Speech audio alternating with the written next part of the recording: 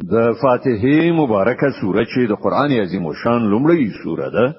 په مکه معظمه کې را نازله شوې ده او مبارک آیاتونه لري تلاوت او پښتو ترجمه یې له لومړي آیت څخه اوري اعوذ بالله من الشیطان الرجیم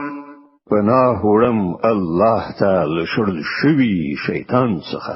بسم الله الرحمن الرحیم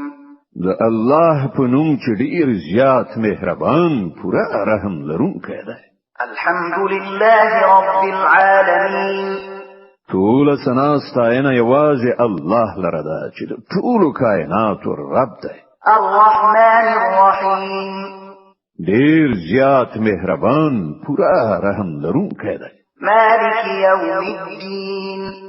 د جزا د ورځې مالک دی إياك نعبد وإياك نستعين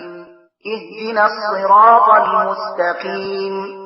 صراط الذين أنعمت عليهم غير المغضوب عليهم ولا الضالين